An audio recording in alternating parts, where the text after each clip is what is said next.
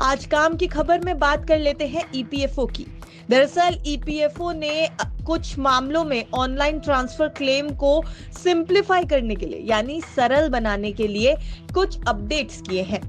और ये जो अपडेट्स हैं ये आपके लिए बेहद काम के साबित हो सकते हैं। आपको एक बड़ी राहत इससे मिल सकती है। तो चलिए आपको इस काम की खबर में बताते हैं कि ईपीएफओ ने अपनी सर्विसेज में क्या बदलाव किए और इसका आप पर क्या असर होगा।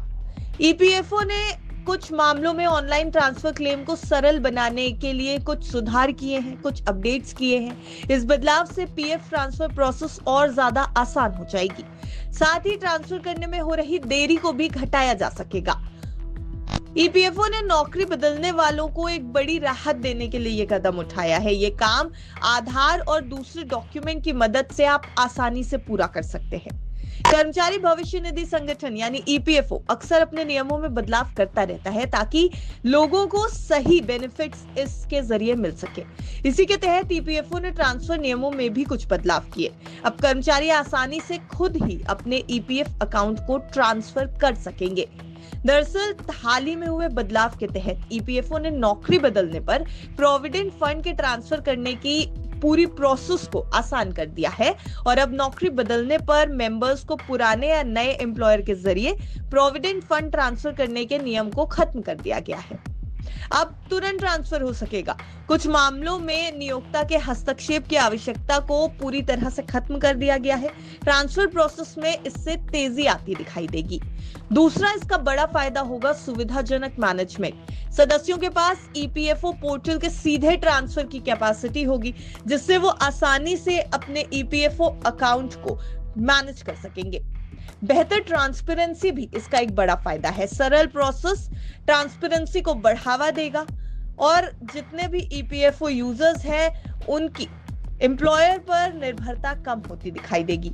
इन अकाउंट्स पर एम्प्लॉयर्स का दखल ज्यादा नहीं होगा। गौरतलब है कि 1 अक्टूबर 2017 के बाद से आवंटित यूएएन से जुड़े और आधार से जुड़े सदस्य आईडी के लिए नियोक्ता का हस्तक्षेप अब आवश्यक नहीं रह जाएगा, अब जरूरी नहीं रह जाएगा।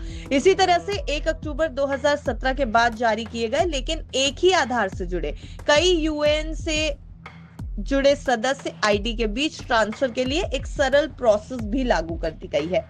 चलिए आपको बता देते हैं कि आप अपने आधार को कैसे लिंक कर सकते हैं अपने ईपीएफओ से। तो ईपीएफओ सदस्य ई सेवा वेबसाइट पर जाएं, उन्हें अपने यूएएन पासवर्ड और कैप्चा का इस्तेमाल करना होगा और लॉगिन करना होगा। उसके बाद आप मैनेज मेन्यू पर जाएं और केवाईसी का ऑप्शन चुनें।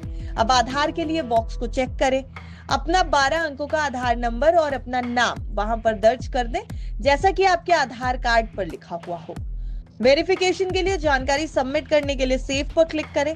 अपने आधार डिटेल को UIDAI रिकॉर्ड के साथ क्रॉस चेक किया जाएगा। वेरिफिकेशन के बाद आपका आधार आपके ईपीएफ अकाउंट से आसानी से और बेहद ही सक्सेसफुली जुड़ जाएगा।